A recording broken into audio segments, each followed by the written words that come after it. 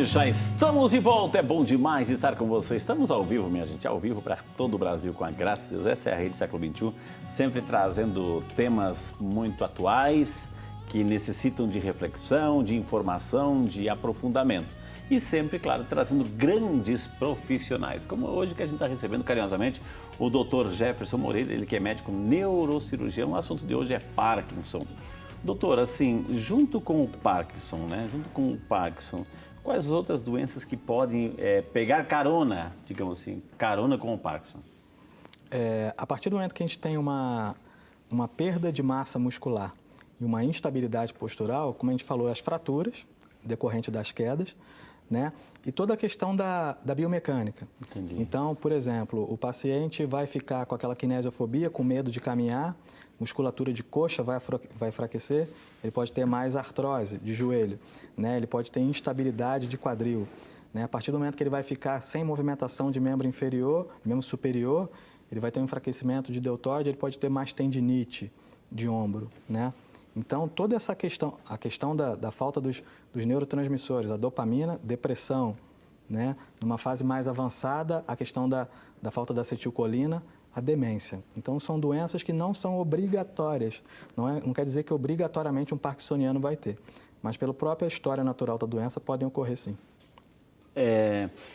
Um certo momento, doutor, assim, a gente viu o estigma, doença progressiva, degenerativa, etc. Mas não tem um momento determinado, doutor, que ela estabiliza hoje? Como é que está a medicina? Está avançada? A gente sabe assim, ela pode estabilizar ou ela sempre, inevitavelmente, vai progredir? Como é uma doença decorrente do envelhecimento e degenerativa progressiva, ela vai progredir. Na verdade, o grande objetivo do tratamento é estabilizar. Então, com o uso de medicação, com a fisioterapia, com a terapia ocupacional, a gente pode sim conseguir aí estabilizar. Então, a gente tem pacientes aí, como lá no primeiro relato a gente viu, 16 anos já em tratamento de Parkinson, né? Então, esse é o grande objetivo, se consegue sim. Apesar da gente não conseguir interferir na evolução natural da doença, né? Que é o grande objetivo que a gente quer, que é a cura, a gente consegue sim, durante longos períodos, estabilizá-la. Ô, doutor Jefferson, a gente sabe que nós temos os dois lóbulos, né, no cérebro, os dois lados, enfim, em que afetando um lado, um AVC, etc., vai paralisar um grupo de membros, etc., assim. O Parkinson já afeta os dois, doutor? Essa comunicação da dopamina, da conectividade dos neurônios, afeta os dois lados e se afetar os dois lados, inevitavelmente vai afetar o que os dois lados comandam no corpo? Exatamente. Não, por se tratar de uma falta de substância, não de uma lesão focal, né, ele vai específica, no local específico. Exatamente, né? Isso é importante porque dependendo do lado, por exemplo, para a cirurgia, como a gente vai focar no controle de um sintoma, o lado que eu vou fazer a lesão e que eu vou implantar o eletrodo é muito importante. Recentemente, o pessoal aqui, foi até o pessoal da Faculdade de Medicina da USP, conseguiu um prêmio porque ele desenvolveu um método que já implantava o eletrodo dos dois lados do cérebro ao mesmo tempo, né? Mas por se tratar mais de uma falta de substância,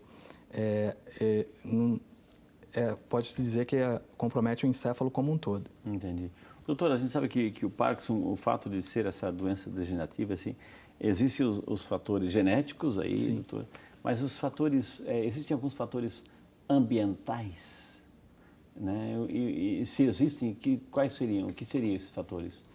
Nos ambientais, acho que a gente poderia dizer mais com relação aos hábitos de vida do que propriamente ambientais. Entendi. Eu diria mais comportamentais, como a gente falou dos medicamentos bloqueadores do canal de cálcio. E a questão do tabagismo, do sedentarismo, mais do que ambientais propriamente dito, como, por exemplo, outras doenças pulmonares e outras. Existem, né, pessoas, doutor, que são viciadas em remédio. Sim. Né? Viciadas, sim. Aí existem outras complicações, pode ser assim, até uma cirrose medicamentosa, etc. Coitado do fígado, coitado do rim, enfim. Agora, essa quantidade, essa ingestão de remédio, direto de remédio, assim, pode desencadear alguma coisa nesse sentido, doutor? Sem dúvida. Né? Os bloqueadores do canal de cálcio, por exemplo, aquele remédio, né? Olha, eu estou tomando esse remédio aqui para labirintite, tá, mas há quanto tempo? Tem 5 anos. E às vezes o médico passou para o paciente tomar durante uma semana, durante um mês, né? Ou o paciente tomou viu a vizinha tomando, viu a parente tomando e começou a tomar. Isso te falando especificamente do Parkinson, né? Mas eu posso falar do analgésico bem consumido aí, que a gente compra sem receita na farmácia, que é a principal causa de transplante de fígado no mundo, os analgésicos que são grande responsável por insuficiência renal e pela própria perpetuação da dor. Sempre contar com avaliação médica e nunca se automedicar. Entendi isso. Jamais a automedicação, jamais. É um vício que nós temos e o povo brasileiro tem, a gente tem que começar. Tem muita gente que gosta de estocar aquele remédio em casa, enfim, às vezes perde a validade, está lá também estocado, às vezes dá para o outro, então tem que ter um cuidado, porque existem também as consequências disso tudo, viu? Vamos lá para Itabaiana, né? A nossa amiga Ruth Pereira Menezes. Obrigado, dona Ruth, Deus abençoe a senhora, viu? Fiz exames há alguns anos e os médicos disseram que eu tenho começo de Parkinson. Disse para eu me cuidar, mas estou tendo muita falta de equilíbrio. E a voz está ruim. Gostaria de saber se preciso voltar ao médico. Precisa, dona Ruth, né, doutora? Não tenha dúvida. Um grande especialista em Parkinson, eu vi ele comentar uma coisa muito certa num congresso uma vez. Aquele médico que fala que tem certeza que não erra uma de Parkinson, tome cuidado, porque é estranho, isso não existe. O Parkinson, como a gente viu aqui, não tem todos os sintomas de uma vez. Então é comum, mesmo o mais experiente dos profissionais de Parkinson, ter dúvida. Ele vai precisar de uma terceira, de uma quarta, às vezes uma quinta consulta para fechar o diagnóstico, né? Então, assim, dificilmente a senhora teve esse diagnóstico, como a senhora mesmo disse. Eu fiz uns exames e tive o diagnóstico de Parkinson. Provavelmente foi mais pelo que a senhora relatou e pelos achados durante a anamnese e o exame físico. Então, sem dúvida, vale a pena ser reavaliada para ver se realmente é um caso de Parkinson. Doutor, você falou assim que é mais comum na sétima geração, na sétima década. Sétima década. Né? Sétima década, depois dos 60 para cima, enfim. Os casos, né, precoces são mais raros. Por exemplo, se aquela senhora falou, o meu marido tinha 40 anos, Sim. etc. É mais raro, mas existem. Existem. Se eu não me engano, aquele ator, o Michael J. Fox, um americano, né, que também contribuiu muito para difundir para os estudos, na associação que ele tem, se eu não me engano, ele começou ali pela quinta década de vida. São mais raros, sem dúvida, e podem se tornar até mais agressivos. A gente vê que quando ele começa lá na sétima década, realmente, ele vai um pouco mais insidioso. Quando começa mais novo, ele pode, não é obrigatoriamente, mas pode ser um pouco mais agressivo. Porque, é claro, a gente fica calculando o tempo de vida, né? Então, Sim. se vai evoluindo progressivamente, então a pessoa pode, né, sofrer mais, assim. A Ana Maria de Almeida, de Paulínia, obrigado, Ana Maria, Deus abençoe a senhora. Ela gostaria de saber quais os tipos de alimentação para que os níveis de dopaminas sejam normais, ou seja, uma alimentação, poxa, coma isso que faz bem, porque além de ser natural, ajuda assim no equilíbrio da dopamina, doutor. É a nossa amiga Ana Maria. Ana Maria, né? Ana, hoje em dia cada vez mais se estuda, né, a questão molecular das alimentações. A nutrologia tem avançado muito. Mas a gente sabe que, por ser um neurotransmissor diretamente, é a alimentação mais saudável possível, né? É claro que vai ter aquela alimentação específica para aquilo ali, mas dificilmente você vai ver. Existe na questão do Parkinson o trabalho de tratar aquilo ali com uma mudança alimentar. Então, se eu tiver que dar alguma sugestão e dica com relação à alimentação, a alimentação mais saudável possível, nada mais específico. Entendi. Lá da cidade de Arapongas, no Paraná, quem representa é a nossa amiga dona Rosa Maria de Campos Rosário. Obrigado, dona Rosa, Deus abençoe a senhora. Ela pergunta e quer saber se a doença de Parkinson, ela provoca, entre outras coisas, uma certa tontura, doutor, assim, vertigem, equilíbrio, na verdade, né? Não tenha dúvida. Muitas vezes o paciente chega no consultório, como eu falei, uma vez que o paciente que não tem tremor, não tem rigidez, mas tem uma instabilidade postural muito grande, né? Então, com a queixa de labirintite. Eu vim encaminhado aqui porque eu tenho labirintite. Não é labirintite, né? Então, a partir do momento que o paciente não tem o comando da sua perna, não tem o comando da sua estrutura muscular e ele tem seu centro de gravidade alterado, muitas vezes o paciente não consegue relatar isso da melhor forma possível. Então, ele chega como ele consegue falar da melhor forma. Muitas vezes ele fala que ele está com tontura, muitas vezes já é um princípio. Mas não é aquela tontura assim de tudo girar ao redor, né, doutor? Não é esse tipo de tontura. É muito mais Ela consegue, é o desequilíbrio mesmo. Exatamente, é uma instabilidade postural. Um dos exames que a gente faz no consultório para diagnosticar é botar o paciente do pé, com a base, né, junta, com os pés fixos, e dá um leve empurrão, que uma pessoa normal conseguiria perfeitamente recuperar. O parkinsoniano não. Entendi. A nossa amiga Maria José Ribeiro da Silva de Felixlândia, Minas Gerais. Obrigado, Ana Maria. Felixlândia aí, as terras dos Félix. Olha que maravilha. Ela faz mais de um ano que teve uma isquemia cerebral, doutor, mas que não lembrava mais de nada, né? Isso tem a ver com o mal de Parkinson, pergunta aí, ou seja, isquemia cerebral, memória, não recordar mais de nada, isso também já é um sintoma? Teria alguma relação com o mal de Parkinson, como a gente falou, se pegasse essa região produtora da dopamina. Então, é comum no consultório o paciente começar com um quadro lá, olha, ele foi diagnosticado com AVC, de lá para cá ele evoluiu com Parkinson. Mas não é obrigatório. Se o paciente, por exemplo, tiver uma lesão frontal, ele pode ter sintomas relacionados ao esquecimento, como ela relatou, mas não vai ter com relação ao Parkinson. Se estiver na região occipital, por exemplo, pode ter sintomas relacionados à visão, mas não vai ter com relação ao Parkinson. Então, tudo vai depender do tipo e da localização da isquemia que ela teve.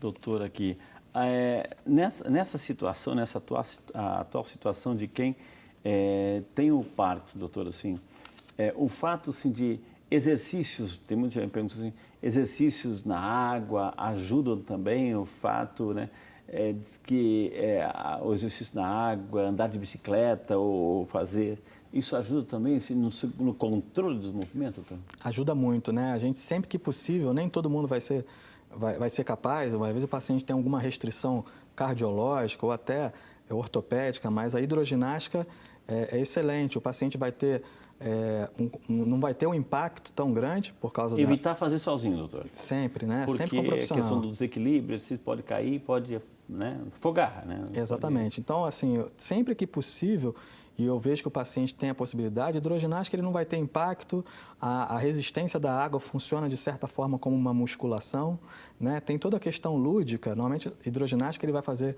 com outras pessoas, tem um compromisso de fazer amizade ali e ter aquele 2, 3 dias que ele vai fazer. Então, uma vez que o paciente não tenha contraindicações, é sempre bem-vindo. O fato de ter esse quadro de tremor, ele perde a força no sentido assim, ele pode pegar um neto no colo, por exemplo, uma neta no colo? Normalmente ele pega, normalmente os sintomas são mais para movimentos finos, né? Entendi. Aquele paciente, olha, eu percebi, eu não estou conseguindo lá, 3 cheques meus voltaram. Não conseguiram ver, minha assinatura mudou muito, né? Eu não estou conseguindo tomar café em público, né? Eu não consigo levar o garfo à boca. Para movimentos de musculatura proximal, pegar uma criança, levantar, pegar uma bolsa, normalmente ele não percebe tanto. Entendi. Agora, não afeta a memória? Ou pode afetar a memória, como o Alzheimer, por exemplo, afeta a memória recém, memória... Ou seja, o Parkinson, ele também vai... Essas conexões vão afetando assim, essa capacidade de raciocínio, doutor, enfim, de lembranças, isso e aquilo? Sim, numa fase mais avançada, quase que invariavelmente a gente vai ver essas queixas, né? O esquecimento por si só hoje em dia é muito comum. Então, eu estou meio esquecido, o paciente que chega num quadro de Parkinson que acabou de começar, dificilmente vai ser relacionado à doença. É um esquecimento por distração, Entendi, falta de... Normal, mas numa fase mais avançada, aquele paciente que já está tratando ali há mais de uma década e o tratamento não está indo tão bem, pela falta dos outros neurotransmissores, pode ser que tenha um quadro demencial concomitante. Na minha cidade não tem um neurologista famoso e conhecido como o Dr. Jefferson Moreira, ou seja, quem é que pode orientar? Um clínico pode orientar, doutor? Como é que é? Sim, eu acho que é a atenção básica, né, que a gente fala. O fato de não ter um profissional ali na sua cidade não quer dizer que um clínico, ao menor sinal do Parkinson, né, não possa, por exemplo... Dar o pontapé inicial. Dar o pontapé inicial e começar a tratar. São feitos muitos trabalhos de ensino atualização médica para geriatra, né? Entendi. Por exemplo, clínicos, porque é o pessoal que está na frente. Muitas vezes, eu posso dizer que 80%, 90% dos pacientes não vão chegar no neurocirurgião, neurologista, vão chegar nesse, né? Então, hoje está tendo essa preocupação, desculpa, doutor, está tendo a preocupação de Sim. treinar esses clínicos, esses geriatras a terem essa percepção, doutor, porque é aquela questão, mas assim, tomou demais, então dá aquele remedinho, de repente dá aquela disfarçada, né? Porque, coitado, não teve essa formação, esse olho clínico que vocês têm como neurocirurgiões. Sim, e se a gente for pensar no Brasil, na questão de ser um país de proporções continentais, nem tem especialista para tratar todo mundo, né? Então é importante que o primeiro passo para se chegar no diagnóstico é que quem está avaliando ali, pelo menos desconfie e conheça a doença. O medicamento, doutor, assim, o tratamento, ele o nosso sistema único de saúde, ele garante, a pessoa vai receber o medicamento uma vez constatado o Parkinson ou tem que se virar por conta própria? Algumas drogas, como a levodopa, que é a base do tratamento, juntamente com a benzerazida e a selegiline, você consegue de forma bem ampla. O governo oferece, ou seja, o Estado, no geral, oferece. Isso. E outras através da dispensação de alto custo, né? Gera uma certa burocracia, é um certo problema que nem todo médico sabe. Tem a questão de como preencher aquilo ali. Vai gerar um pouco mais de burocracia, mas consegue-se. Outras drogas mais modernas, como a razagilina, que é uma droga israelense, acabou de chegar no Brasil, essas não, só se consegue ter um preço, infelizmente, bem elevado. Sim. Gente, olha, vou chamar mais um intervalo na sequência aí daquele resumão que o Dr. Jefferson vai nos trazer. E é claro, muita gente também pedindo aqui oração. Eu faço questão de rezar com você e por você no próximo bloco. A gente volta já só para você aqui no Vídeo Saúde.